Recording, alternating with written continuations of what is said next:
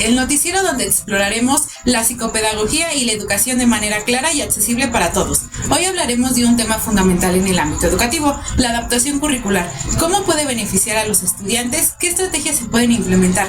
Acompáñanos para descubrirlo.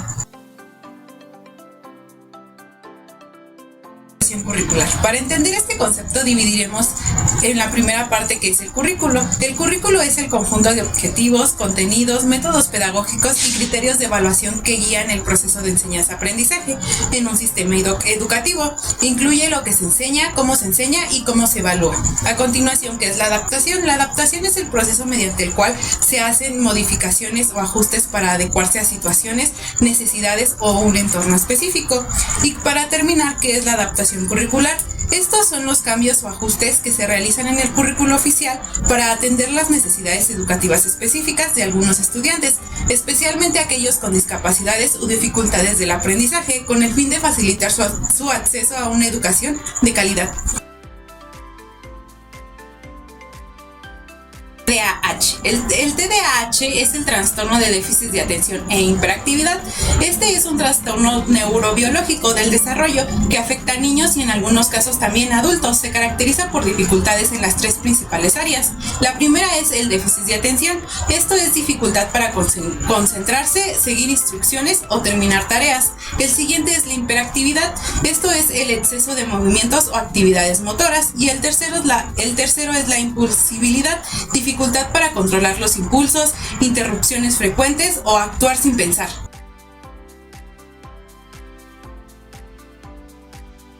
Curriculares es necesaria para alumnos con TDAH. Las adaptaciones curriculares para estudiantes con TDAH no siempre implican cambios en los contenidos, sino más bien es ajustar las metodologías y el entorno para mejorar su atención y comportamientos. Algunas adaptaciones útiles son: primero tenemos las adaptaciones metodológicas. Esto incluye instrucciones claras, cortas y directas, dividir tareas largas en partes pequeñas, hacer uso de apoyo visual o esquemas y permitir descansos breves entre actividades. Están las organizativas. Esto se divide en ubicar al alumno en algún lugar con pocos estímulos, cerca del docente, lejos de las ventanas o de distracciones. Después tenemos rutinas claras y conscientes. Después tenemos la evaluación. Es dar tiempo para completar tareas o exámenes, evaluar con métodos más prácticos u orales y valorar el esfuerzo y no solo el resultado. En México, diversas instituciones educativas han enfrentado desafíos relacionados con la educación especial y han implementado soluciones efectivas para abordarlos. A continuación, se presentan un caso específico. En México, diversas instituciones educativas han enfrentado desafíos relacionados con la educación especial y han implementado soluciones efectivas para abordarlos. A continuación, se presentan un caso específico.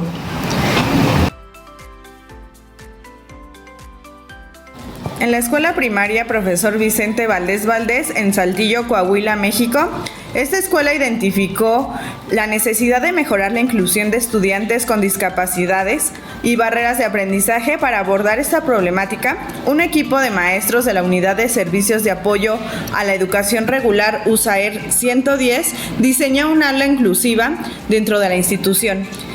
Este espacio fue ambientado con material didáctico adaptado, incluyendo el abecedario, el sistema braille y representaciones del lenguaje de señas mexicano, facilitando así el aprendizaje de 55 alumnos con necesidades especiales, como hipocausia, autismo y trastorno de déficit de atención con hiperactividad. Gracias a esta iniciativa, las maestras fueron reconocidas con el primer lugar en el concurso Espacios de Aprendizaje, organizado por la Supervisión de Educación Especial número 107 de Saltillo, Coahuila. Buenas tardes, nos encontramos en el Centro de Atención Múltiple Dr. Roberto Solís Quiroga, número 49. Para ello, contamos con la presencia de la directora escolar Normicela Hernández García, licenciada en Educación Especial, con especialidad en el área intelectual.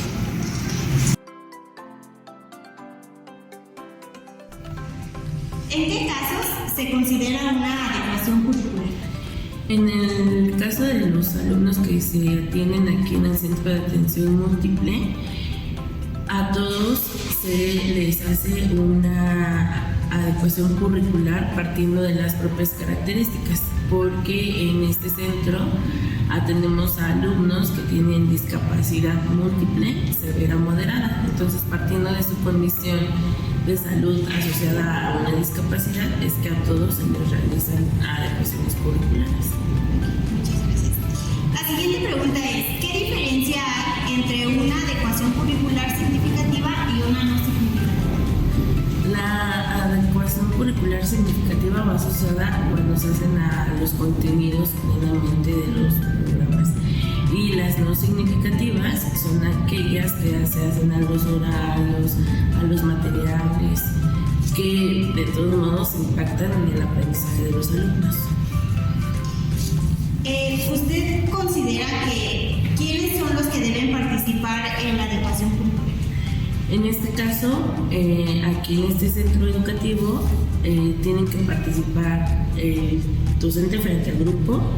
Contamos con trabajadora social, contamos con el área de psicología, la maestra de comunicación y yo que soy la directora.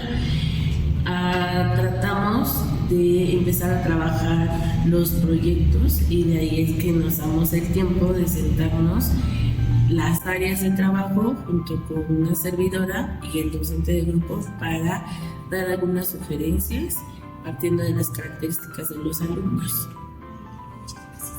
La siguiente pregunta es, ¿qué información necesita recopilar antes de hacer una adaptación? Justamente hacemos un informe psicopedagógico en donde rescatamos los ritmos, estilos de aprendizaje, rescatamos los tipos de apoyo que requieren los alumnos y información de los procesos en los que se encuentran, tanto de la escritura, pensamiento comunicativo, pensamiento matemático y también de habilidades socioadaptativas. Entonces, partiendo de lo que ya conocemos del alumno, en qué proceso está de cada una de esas áreas, es que ya se determina hacia dónde va a trabajar el alumno, qué requiere. Sobre todo los tipos de apoyo son los que nos dan mucha luz de esas adecuaciones curriculares. Muchas gracias.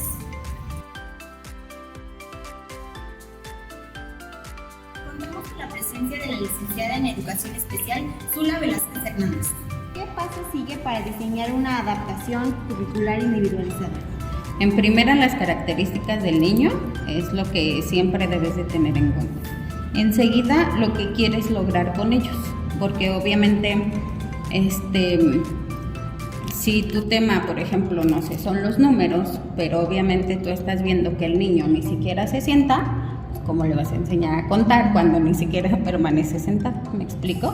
Entonces, obviamente, sí vas a trabajar los números, pero a lo mejor lo trabajas en que primero se siente 3 segundos y entonces ya después empiezas como a avanzar dependiendo de lo que el chico y sus características te lo permitan. ¿Vale? Gracias. La siguiente pregunta es, ¿cómo se asegura de que la adecuación curricular respete las capacidades del estudiante sin limitar su aprendizaje? Aquí relacionado al trastorno del espectro autista. Ok. Con ellos mismos te van dando la pauta. Cuando algo es de su interés, regularmente te permiten trabajar con ellos. Cuando algo es que no les interesa, ni siquiera es esta parte que te volteen a ver a lo mejor, ¿no? Entonces ellos mismos te van dando esa pauta para que tú puedas ir identificando, para que puedas ir viendo. A lo mejor tú planeas tu clase muy bonita con 5 bombones, ¿no? Pero en lo que tú te volteas, ya se comieron 3. Y entonces tienes que agarrar como, los bombones no me funcionaron, entonces ahora les voy a trabajar con estos colores.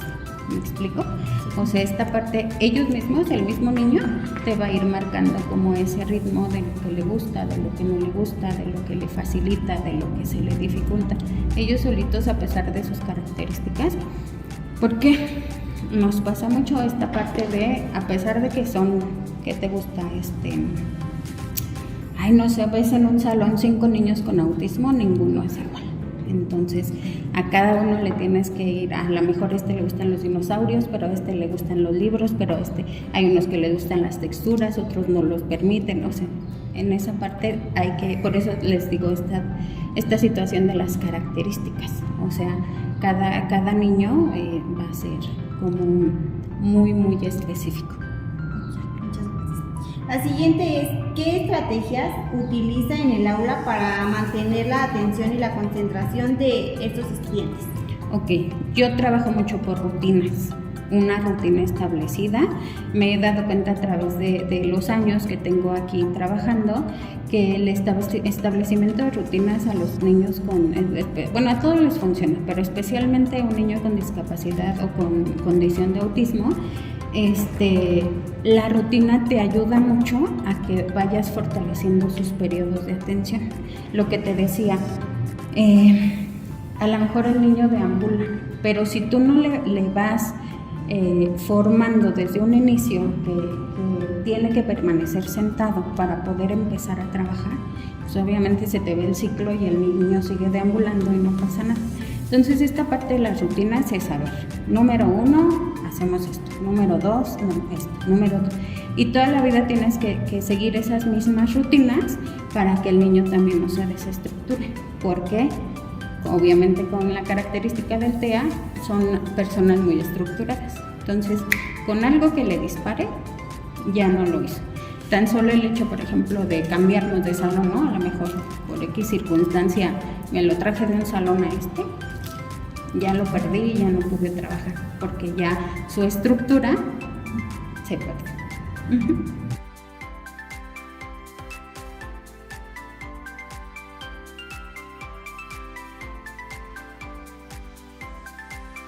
¿Ha tenido experiencias positivas con adaptaciones curriculares y podría darnos un ejemplo? Pues en este caso es el avance que tú vas viendo, ¿no? Cuando empezamos a trabajar, sobre todo con los de preescolar, los más chiquititos, cuando empiezas a trabajar con ellos, se llama técnica mano sobre mano, porque tú le vas guiando, que si quieres que agarre, que si quieres que pinte, o sea, tú lo guías literalmente. Y ya cuando ves como el avance es porque a lo mejor ya no lo guías, ya nada más le das el papel y le dices dónde pegue, y entonces ya él logra hacerlo. Y ya cuando es como más todavía el avance, ya nada más le dices, tienes que pegar aquí, ya sin necesidad de que tú le ofrezcas el papel. Él ya sabe que tiene que agarrar el papel y pegar. Esa es una. Y otra es, por ejemplo, sus periodos de atención, que son muy breves. Lo que yo hago es segmentarles las actividades como pesajes, ¿no? Si tienen que pegar, no sé, semillas de girasol, a lo mejor empieza pegando 5, lo dejas que se vaya, y luego otras 5 y lo vuelves a dejar, precisamente para no saturar. Entonces, otro como logro importante es que esas actividades ya las logre terminar sin que le estés dando esas pausas. Ya las hace de inicio a final, ya nada más tú o repitiéndole de vez en cuando la indicación. Al final son como objetivos o metas, a lo mejor dirían ustedes, como muy simples, ¿no? Pero pues para nosotros es todo un logro el que un niño inicie y termine una actividad de una sola sentada, porque entonces su proceso de atención ya está trabajado en lo que tiene que hacer. ¿Qué recomienda a los docentes para que inicien con la implementación de adecuaciones curriculares? Primero que conozcan a los chicos, así, primero que se den como el tiempo de que los conozcan, que vayan viendo qué les gusta, qué no les gusta, cuál es su periodo de tolerancia, porque por ejemplo hay niños que no permiten a lo mejor el contacto, hay niños que se calman con una caricia, con un abrazo, hay otros que no. Entonces, el que ustedes los puedan conocer, los puedan identificar, vean sus fortalezas, porque muchas veces también nos pasa el que nosotros decimos, ay, es que no sabe, ¿no? O el simple hecho de decir, dame la mano, te voy a echar el jabón. O sea, a lo mejor el niño ni siquiera sabe qué es la mano, ¿no? O sea, y uno ya lo da así como, te estoy pidiendo la mano, ¿no? Sino es toda esta parte de saber en qué proceso se encuentran, no en qué proceso, en esto de las etapas y estadios de Piaget, sino en el proceso de aprender, ¿sale? Porque muchas veces lo que él a lo mejor quiere hacer, pues a ti no te sirve. Pero entonces, ¿qué de lo que él quiere hacer? Por ejemplo, si él quiere correr, pues voy a ver qué tanto puede correr, ¿no? Porque a lo mejor él quiere correr, pero apenas empieza a caminar. ¿Me explico? Entonces, esta parte de conocerlos así, qué le gusta, qué no le gusta, qué le va a servir. Yo soy mucho de, ¿qué te sirve? ¿No? Porque es como esta parte de, apréndete que este es azul, tienes que ver que es azul. Ajá, ¿y para qué lo quiere? ¿No? O sea, ¿de qué le va a servir que sepa que es azul? A mí me sirve que sepa comer, que sepa agarrar una cuchara, que sepa qué se come, qué no se come. ¿Me explico? Eso es como lo que para mí es fundamental, porque hay contenidos que, por ejemplo, el descubrimiento de América a un niño con discapacidad, si a nosotros no nos sirve más que por fechas, a un niño con discapacidad, pues dices, mucho menos, ¿no? O sea, es como esta parte de darles lo que realmente les sirve, lo que les va a utilizar a lo mejor en un futuro y no lejano, próximo, ¿no? Esta parte de, vamos a lavarnos las manos, ¿para qué nos vamos a lavar las manos? Entonces, es como eso. ¿Qué cambios te gustaría ver en el sistema educativo respecto a la atención de la diversidad? Pues creo que son, como, pues si nos vamos a lo que tenemos que hacer como docentes a nivel administrativo, es como una carga muy pesada, ¿no? Porque a veces sí te dedicas más a estar sentada escribiendo, llenando, que a lo mejor atender a los chicos. Y el compromiso en las familias, la verdad es que aquí nos pasa muy seguido que nos ven como guardería, ¿no? O sea, no es de, lo voy a llevar porque he visto que aprende, no, se lo dejo porque voy a salir tantito y entonces ahí, ¿me explico? Esta parte de la familia como núcleo, como partícipe de la educación es como, pues igual fundamental, ¿no? Porque yo les digo mucho, de nada sirve que yo aquí esté con el tenedor y agarre el tenedor y come con el tenedor. Si llegan a casa y los dejan comer con la mano o les dan en la boca o sea, todo el trabajo que tú haces en un aula, pues obviamente se pierde porque pues como papás muchas veces no tienen ese compromiso. Pues muchísimas gracias, le agradecemos la información. Ok. Con esto concluimos nuestra entrevista desde el Centro de Atención Múltiple número 49. Agradecemos su atención y los invitamos a que sigan descubriendo más acerca de las adecuaciones curriculares.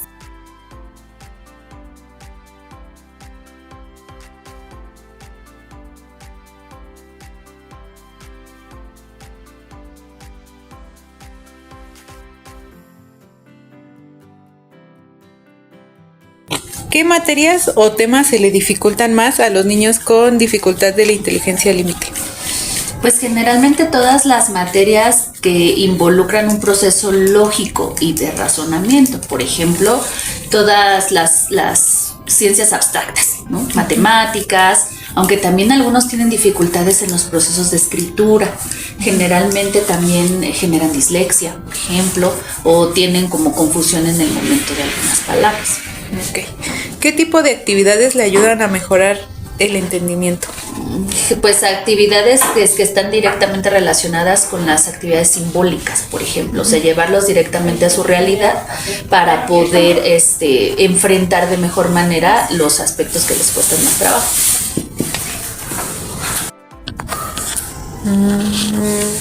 ¿Usa materiales adaptados o alguna estrategia en especial con ellos? Pues solamente se trabaja una estrategia de tutoría con ellos, es decir, estar permanentemente apoyándoles, pero es difícil y es complicado, entonces generalmente pues solo se hacen algunas adecuaciones en la planeación y demás para acercarlos a esos procesos de aprendizaje. Pero generalmente pues vamos a lo general, o sea, no tratamos a la totalidad, no específicamente a ellos.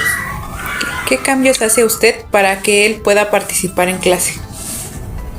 Pues como te decía, o sea, hacemos ese ajuste en la planeación de modo que ellos puedan resolver situaciones de manera más sencilla, porque también la evaluación no puede ser igual. Entonces tendríamos que hacer esos ajustes pertinentes para que ellos puedan acceder y también como ver sus lados positivos, aquellas áreas que tienen fortalecidas. Por ejemplo, yo tengo niños que son muy buenos socialmente, entonces les es fácil entablar relaciones sociales, platicar, dialogar, entonces como que damos oportunidad de que ellos se desenvuelvan cuando las actividades requieren de esas habilidades. ¿Y cómo puede ayudar a los padres o tutores desde casa?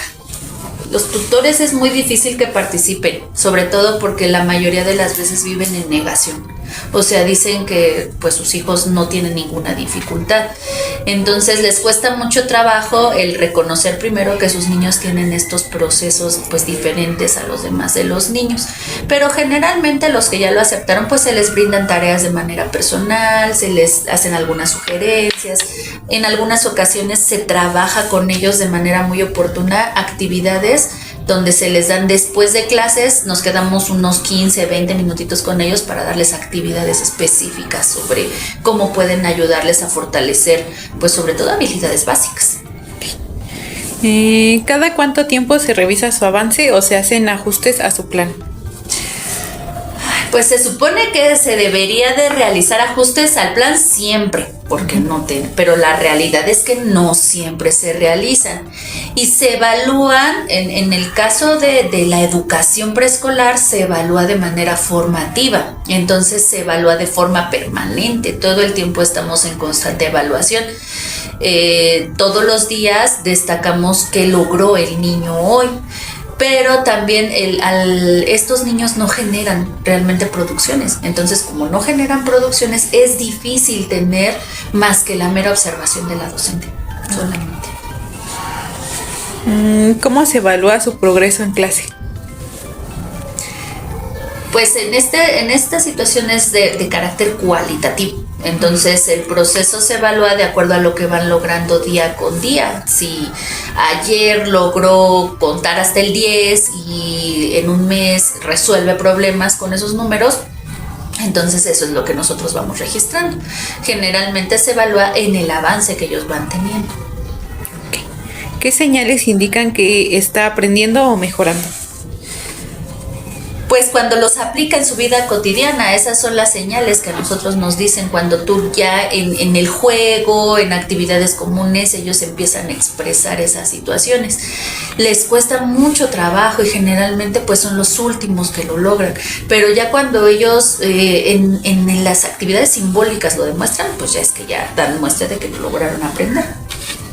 ¿Qué metas realistas se pueden proponer para el ciclo escolar? ¿Qué metas? Pues sobre todo, yo creo que logren el mínimo de aprendizajes fundamentales. Creo que eso es lo único que podemos lograr y fortalecer las habilidades que ellos ya tienen. Por decirte, te digo, hay niños que son muy buenos en la narración y tienen dificultades en los otros aspectos, ¿no? O hay quien tiene facilidades físicas, o sea, son buenos, hábiles físicamente. Entonces, pues también se destaca más esa parte de las cualidades que ellos tienen. Pero la meta inmediata, pues es que él aprenda, que aprenda algo de un periodo a otro. Gracias por su participación. De nada.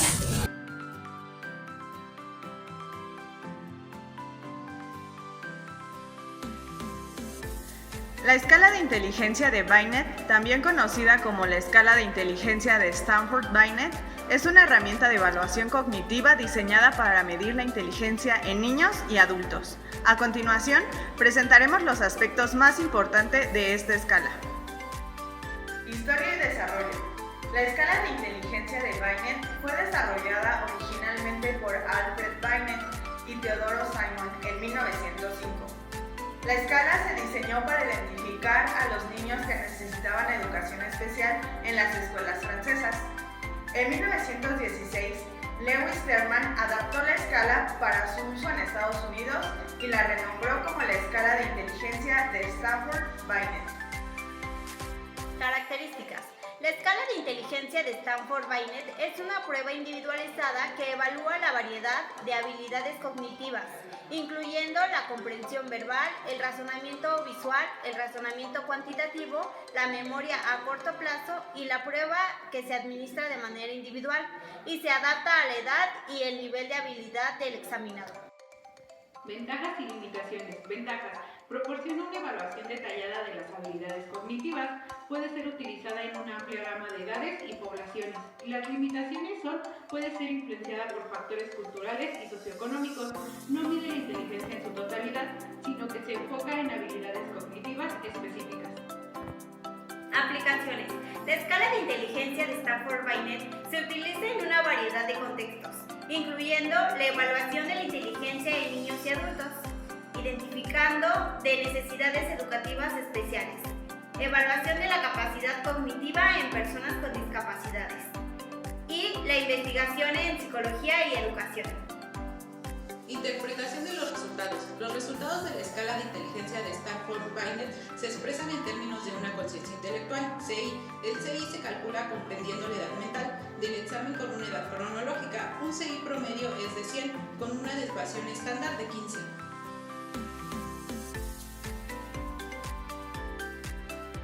Investigadores han identificado que la supresión del gen reduce la acumulación de proteína y protege a las neuronas de la toxicidad, abriendo nuevas vías terapéuticas. Asimismo, la aplicación de inteligencia artificial en el análisis de imágenes de resonancia magnética ha alcanzado una precisión del 96.6% en la clasificación de diferentes etapas del Alzheimer, lo que puede facilitar diagnósticos más precisos y personalizados.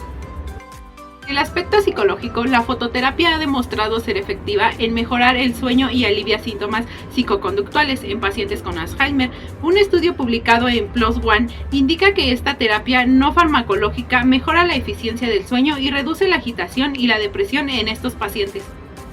En el aspecto social, el fútbol se ha convertido en una herramienta poderosa para combatir el olvido en enfermos con Alzheimer. En España, la Federación de Futbolistas Veteranos y la Fundación La Liga organizan talleres en residencias utilizando fotos antiguas y visitas a estadios para estimular recuerdos y fomentar la felicidad entre los adultos mayores. En el aspecto conductual, la musicoterapia ha demostrado influir positivamente en las manifestaciones conductuales del Alzheimer. Investigaciones indican que esta terapia puede reducir la agitación y la ansiedad en pacientes, especialmente con intervenciones de larga duración. En el enfoque pedagógico, estudiantes del Centro Público Integrado de Formación Profesional Río Tormes en Salamanca ha desarrollado escenarios de realidad virtual para pacientes con Alzheimer, entornos permitidos a los pacientes de experimentar y consolidar recuerdos sobre ubicaciones y objetos cotidianos, contribuyendo a su estimulación cognitiva y bienestar.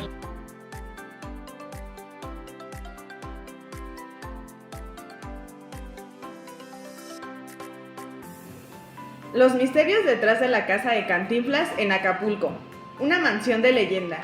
Cantinflas, el ícono del cine mexicano, tenía una majestuosa casa frente al mar en Acapulco, en la zona de Las Brisas. Era una de las más lujosas del puerto en su tiempo, con vistas espectaculares hacia la bahía. Visitas de famosos internacionales. Se rumora que artistas y políticos de alto nivel visitaron la casa durante los años dorados de Acapulco, cuando era el destino de celebridades. Un túnel secreto. Se dice que la casa tenía un túnel subterráneo que conectaba con la playa, supuestamente usado por Cantinflas para escapar del bullicio o simplemente llegar discretamente al mar. Nunca se ha confirmado oficialmente, pero el mito sigue vivo. Energía misteriosa. Vecinos y trabajadores han asegurado sentir una energía especial dentro de la propiedad. Algunos hablan de ruidos extraños por las noches y de la sensación de que el espíritu del comediante sigue presente. Casa embrujada. Después de la muerte de Cantinflas, algunos trabajadores de mantenimiento abandonaron la casa por miedo a presencias o fenómenos inexplicables. Estos rumores alimentaron las teorías de que el lugar está encantado. Abandono y decadencia. Por años, la casa estuvo abandonada y en mal estado, lo que aumentó los rumores sobre su maldición o sobre pleitos familiares por la herencia. Algunos incluso afirmaron que hay tesoros escondidos entre sus muros. El destino final. Actualmente la mansión ya no es accesible al público y ha cambiado de dueños en más de una ocasión. Sin embargo, su historia sigue siendo parte del folclore de Acapulco. Perspectiva psicológica. La casa puede verse como un reflejo emocional del legado de Cantinflas para muchas personas. Él representa una época dorada y su casa funciona como una ancla psicológica hacia esos tiempos. El abandono o deterioro de la propiedad puede provocar tristeza o frustración, como si parte de la identidad nacional estuviera siendo olvidada. Además, los rumores de presencias o energías extrañas pueden explicarse como proyecciones emocionales, una forma del inconsciente colectivo de aferrarse al pasado. Perspectiva psicológica. La casa puede verse como un reflejo emocional del legado de Cantinflas para muchas personas. Él representa una época dorada y su casa funciona como una ancla psicológica hacia esos tiempos. El abandono o deterioro de la propiedad puede provocar tristeza o frustración, como si parte de la identidad nacional estuviera siendo olvidada. Además, los rumores de presencias o energías extrañas pueden explicarse como proyecciones emocionales, una forma del inconsciente colectivo de aferrarse al pasado. Perspectiva social. Este tipo de propiedades se convierten en puntos de referencia cultural y su abandono puede ser visto como símbolo del cambio de valores en la sociedad, donde antes se valoraba el arte, el cine nacional y los ídolos populares. Hoy muchas veces se prioriza lo inmediato y comercial. También se puede abrir debates sobre el acceso al patrimonio cultural, ya que la casa no está disponible al público y eso genera un tipo de exclusión simbólica. Perspectiva conductual. Desde la conducta humana, los mitos alrededor de la casa, túneles, fantasmas y energías reflejan nuestra tendencia natural a llenar vacíos con narrativas fantásticas, sobre todo cuando no hay información clara. Este tipo de comportamientos también muestra cómo los seres humanos buscan explicaciones emocionales cuando se enfrentan a figuras admiradas que ya no están presentes. Perspectiva pedagógica. Es una oportunidad para usar la historia de la casa como herramienta educativa. ¿Cómo recordamos a nuestros ídolos culturales? ¿Qué enseñanzas nos dejó Cantinflas más allá de sus películas? Este enfoque puede invitar a reflexionar tanto a jóvenes como a adultos sobre la importancia de preservar la historia, no solo en museos, sino en lugares simbólicos.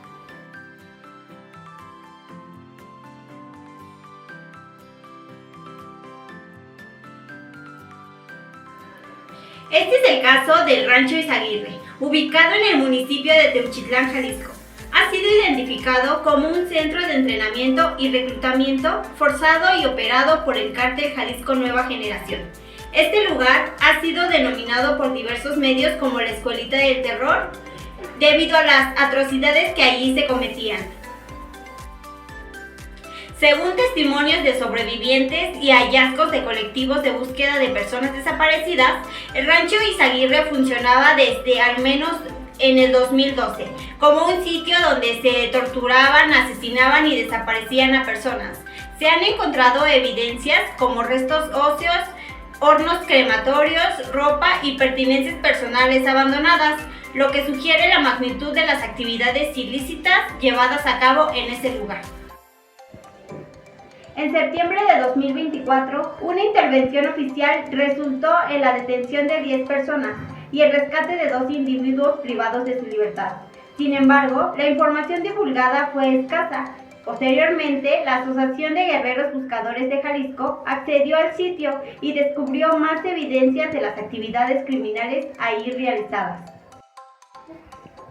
El Rancho Izaguirre se ha convertido en un símbolo del horror asociado al narcotráfico en México y ha puesto de manifiesto la urgente necesidad de acciones efectivas por parte de las autoridades para abordar las crisis de desapariciones y violencia en el país. Fosas clandestinas en el Rancho Izaguirre en Guadalajara. La situación descubierta en el rancho Izaguirre, donde localizaron fosas clandestinas con múltiples cuerpos, representan una alarmante crisis de seguridad que trasciende a lo legal y lo político. Este hallazgo debe analizarse desde distintas dimensiones para comprender a fondo sus implicaciones. Enfoque psicológico. El descubrimiento de fosas clandestinas genera un profundo impacto emocional, tanto en los familiares de las víctimas como en la comunidad en general. El trauma colectivo derivado de la violencia extrema puede desencadenar síntomas de ansiedad, depresión, estrés postraumático y una constante sensación de inseguridad. Además, en los familiares prevalece la incertidumbre del dolor no resuelto y la desesperanza por la falta de justicia. Este tipo de eventos también afectan al bienestar psicológico de los habitantes locales, creando un ambiente de miedo crónico que deteriora la salud mental. Enfoque social. Desde lo social, este tipo de violencia evidencia una grave descomposición del tejido comunitario. La normalización del crimen, la desconfianza en las instituciones y la impunidad refuerzan una cultura de silencio y miedo. La comunidad empieza a fragmentarse, disminuye la participación ciudadana y se debilitan los lazos de solidaridad.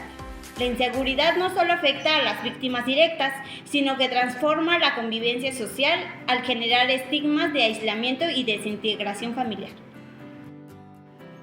Enfoque conductual. En el plano conductual, los constantes actos de violencia pueden generar respuestas adaptativas negativas, como la indiferencia, la desensibilización o la resignación social ante estos hechos. También puede aumentar la agresividad, especialmente en jóvenes que crecen en contextos donde la violencia se percibe como un medio de supervivencia o de poder. En algunos casos, se refuerzan conductas antisociales como la participación de actividades delictivas motivadas por la falta de oportunidades o por modelos negativos presentes en el entorno. Enfoque pedagógico. En términos pedagógicos, la exposición constante a entornos violentos afecta el desarrollo educativo, emocional y social de niñas, niños y adolescentes. Las escuelas cercanas a zonas de riesgo pueden experimentar una baja en el rendimiento escolar, aumentando en el ausentismo y dificultades para mantener un ambiente de aprendizaje seguro. Además, se vuelve urgente implementar estrategias pedagógicas que promuevan la cultura de paz, el pensamiento crítico y la educación emocional como herramientas preventivas frente a la violencia del país.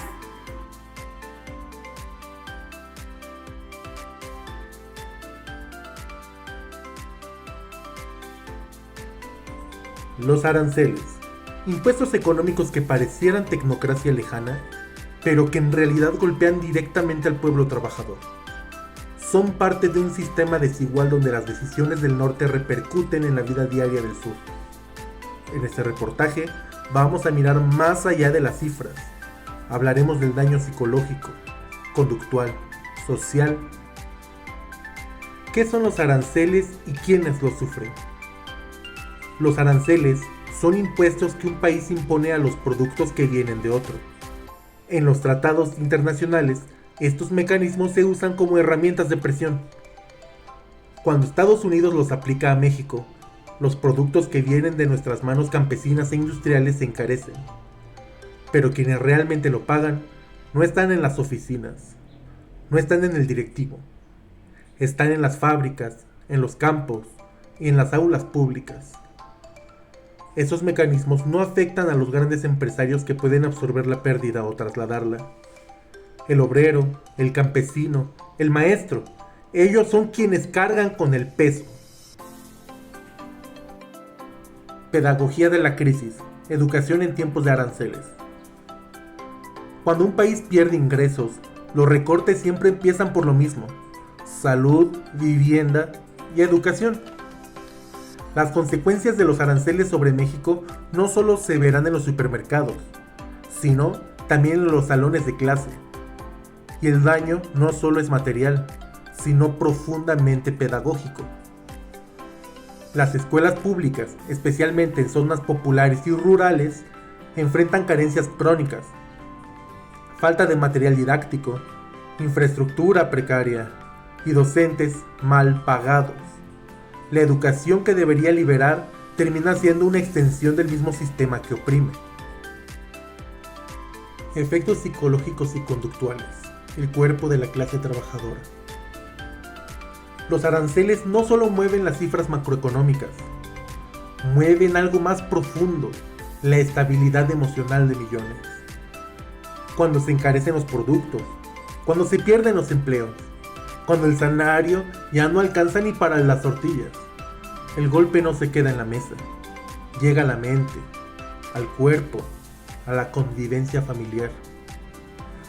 La clase trabajadora vive con una incertidumbre normalizada. No es normal que un padre no pueda dormir pensando cómo pagará los útiles escolares. No es normal que una madre tenga que decidir entre gas o pasaje para ir al trabajo. Esto es violencia silenciosa. Es ansiedad estructural. Estamos viendo un incremento de casos de ansiedad crónica, depresión y alteraciones del sueño. Pero no es por causas individuales, es sistemático. Es la precariedad como constante. La gente viene a consulta no porque esté enferma, sino porque el entorno los enferma. Y ojo, no es solo una crisis mental, es una crisis de dignidad. Cuando la gente siente que no tiene control sobre su vida, que no puede decidir su futuro ni proteger a su familia, reacciona de distintas formas: apatía, agresividad, consumo de sustancias o aislamiento social. Los efectos conductuales son igual de alarmantes. En colonias obreras y zonas rurales se ha notado un aumento en el abandono escolar, en la violencia intrafamiliar, y cuando ese engrane se desgasta, simplemente lo desechan. Pero no somos máquinas, somos personas, sentimos y resistimos. En la base del dolor hay también una chispa, la conciencia, porque el sufrimiento compartido puede ser también punto de partida para el despertar colectivo. Reconocer que el estrés, la angustia, la rabia no son fallas personales, sino síntomas de un sistema que prioriza las ganancias sobre la vida. Esa comprensión es el primer paso hacia la organización, la resistencia y la transformación. No es la conciencia del hombre lo que determina su ser, sino por el contrario, el ser social es lo que determina su conciencia, diría Marx. En resumen, los aranceles no solo elevan precios, elevan también el sufrimiento de quienes sostienen a este país con su sudor. Nos toca hablar, organizarnos y recordar que la salud mental también es un acto político, cuando el sistema enferma a los de abajo para enriquecer a los de arriba. La presión económica en los hogares genera un abandono silencioso de la escuela. Muchos estudiantes dejan los estudios para apoyar a sus familias. Algunos se integran al trabajo informal, otros simplemente se desconectan. La educación pasa a segundo plano, no por desinterés, sino por supervivencia. En este contexto, enseñar no es solo un acto académico, sino también político, porque resistir desde la educación es un desafío directo al modelo que prioriza mercancías sobre personas. A pesar de todo, surgen resistencias. Docentes organizados, pedagogías populares, comunidades que revaloran el conocimiento como herramienta de emancipación. Frente al abandono institucional, la gente construye otras formas de enseñar y aprender, desde y para su realidad. Porque no solo se enseñan matemáticas o historia, se enseña derecho, justicia, lo que significa ser parte de un colectivo, de una sociedad, del parte del pueblo trabajador. No solo es educación, es organización y es esperanza. Los aranceles no afectan por igual. A los de arriba les quitan dividendos, a los de abajo les quitan futuro. Y en ese contexto, la pedagogía se vuelve campo de batalla, entre la domesticación y la liberación, entre el silencio y la conciencia, porque la educación de los pobres no puede seguir sirviendo para hacerlos aceptar la pobreza. Debe ayudarlos a transformar su realidad.